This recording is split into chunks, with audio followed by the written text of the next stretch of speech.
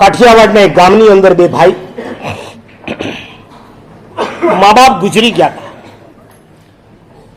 તમને બધાને આવનારા જીવનના 25-30 વર્ષની લાઈફ કઈ રીતના જીવવી આ બધી વાતો હું તમને દ્રષ્ટાંતોના માધ્યમે આપતો જઉં છું. ખાલી તાળીઓ પાડીને સીટી મારીને રવાના નહીં થતા. આ તો કેવું છે ખબર છે, મારા બેટા ખજૂર ખાઈ જાય ને ઠળિયાઓ ફેંકી દેવાના. હું ખજૂર આપું છું, ઠળિયા ફેંકો એની ના નહીં. મારા જોક્સ કદાચ એક વખત ફેંકી દેશો ચાલશે, પણ એ જોક્સ દ્વારા હું તમને જે સિદ્ધાંત આપવા માંગુ છું મહેરબાની કરીને એને જીવનમાં ઉતારજો.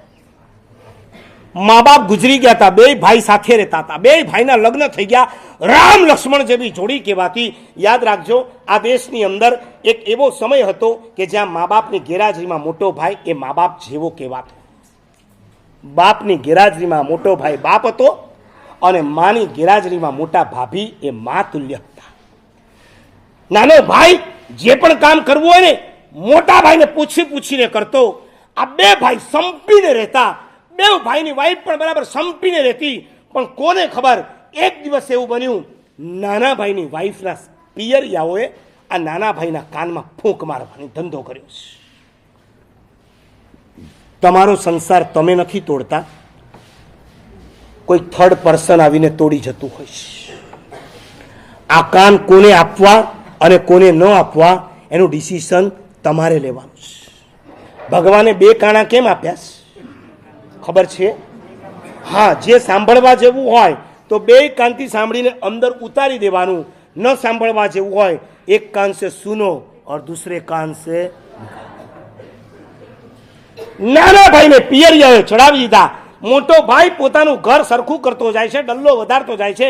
તમે મજૂરની માફક મજૂરી કરો છો. ક્યાં સુધી આવી મજૂરી કરશો? અમારી દીકરી હવે જુઓ ને અડધી થઈ ગઈ છે. તમારા ખાતર નહીં, એના ખાતર પણ તમારે જુદા થઈ જવું છે. દીકરીને કાંઈ ખબર નથી અને નાના છોકરાના કાન ભંભેરી નાખ્યા. નાનો ભાઈ ભંભેરાઈ ગયો અને એક દિવસ સાંજના સમયે નાનો ભાઈ પહોંચ્યો સીધો મોટા ભાઈ પાસે. ભાઈ, મારે જુદા થવું છે. ભાઈને એટેક. અચાનક શું થયું? મારે કાંઈ બીજી વાત નથી કરી, મારે જુદા થવું જ.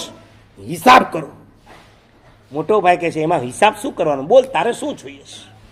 કોર્નરની દુકાન તારી, એક ડબ્બો ભરીને તને દાગીને આપું છું, આટલા રોકડા લાખ રૂપિયા આપું છું. તારી નાની દીકરી છે ને તારે આવતીકાલે પરણાવી પડશે. બેટા, જે જોઈએ તે હજી માગી લે. ના, બસ આટલું ઘણું. ઘરે આવ્યો, પત્નીને વાત કરી કે આજે હું આ પ્રમાણે કરીને આવ્યો છું. ને પત્ની ગુસ્સામાં, આ શું કર્યું તમે? ભગવાન જેવા મોટા ભાઈની સામે પડ્યા. પૂછવું તો હતું, શરમ ન આવી? તમારા મોટા ભાઈ સાથે છેડો ફાડી નાખતા. તમારી પત્ની છું એટલે તમારી સાથે રહીશ, તનથી રહીશ, મનથી હવે હું તમારી સાથે નહીં રહી શકું. નાનો ભાઈ જરા શાંત પડ્યો. એને કીધું કે આ તારા પિયરિયાઓ છે? અચ્છા, એમ છે. મને અંધારામાં રાખીને એને તમને ચડાવ્યા ને તમે ચડી ગયા. તમારે મને કહેવાનું નહીં ને પૂછવાનું નહીં. હજી જો તમારામાં થોડી ઘણી અક્કલ બચી હોય ને, જાઓ પાછા ભાઈને ત્યાં. ઓલાના પગ ધ્રુજેશ. તું ભેગી આવે તો હું જાઉં. હું આવું છું. રાતના 12 વાગ્યા છે. જોજો, આ બહુ ઇઝી નથી.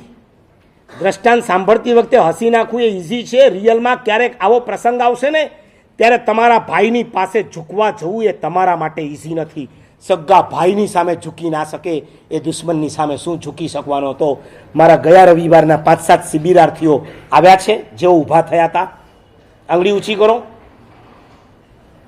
જે ઊભા થયા હતા, જેમને મેં કીધું હતું કે તમારે અહીંથી ઘરે નથી જવાનું, જેની સાથે તમારે અણબનાવ થયો છે એની ત્યાં જવાનું, આવ્યા છે તો ઊભા થાવ ફરીથી. ગુડ. આમાંથી વેરી ગુડ. છે કોઈ આમાં? ઊભા તો આમાંથી એ થયા હતા ને? ઓકે. આ 2 જણને પૂછું છું, ગયા હતા? Very good. બહાર જઈને પૂછતા નહીં કોના ઘરે ગયા હતા. તમારી તો બધી આ જ આદત. તમે ઇન્સ્પેક્ટર છો? તમને કોઈ સોંપ્યું છે આ બધું ચેકિંગ કરવાનું કામ? આ બેને જોઈને તમારી આંખમાં આંસુ આવવા જોઈએ કે આજના કાળમાં ભર સભામાં ઊભા થઈ અને પોતે કહી શકે છે કે જેની સાથે અણબનાવ થયો એને હું મિચ્છામી દુક્કડમ આપી આવું છું. તમે કંઈ બધા ધોયેલા નથી. નાનો ભાઈ પત્નીને કહે છે તું સાથે આવે તો હું છું. પત્ની કે ચલો. રાતના 12 વાગ્યા છે. બે જણા નીકળ્યા છે. ઘરના દરવાજા ખટખટાવ્યા છે. સુઈ ગયેલો મોટો ભાઈ ઉભો થયો દરવાજો ખોલ્યો ત્યારે સામે નાનો ભાઈ. બોલ ભાઈ. મોટા ભાઈની ઉદારતા જોજો. કઈ રહી ગયું હજી કઈ યાદ આવ્યું હોય તો કહી દે, આપી દઉં. અહીં બેઠેલાઓને કહું છું કે તમે જો મોટા હો ને તો આના જેવા મોટા ભાઈ બનજો.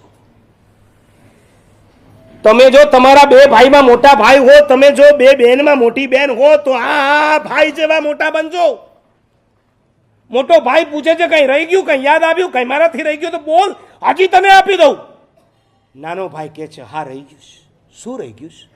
બીજું બધું મળી ગયું, તમારું સાનિધ્ય નથી મળ્યું. અમારે હવે તમારી સાથે રહેવું છે, મારે જુદા નથી રહેવું. અને જ્યાં કીધું ત્યાં 2 ભાઈ એકબીજાને ભેટી પડ્યા. દેરાણી જેઠાણી ભેટી પડી છે. અને એ દિવસે રાતના ભલે 12 વાગ્યા હતા. સુખનો સૂરજ એ પરિવારમાં ઉગી ગયો હતો. લેટ ગો કરતા શીખો.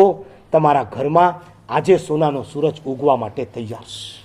સ્વજન કેન્દ્રિત પ્રેમ ઘટતો ચાલ્યો છે.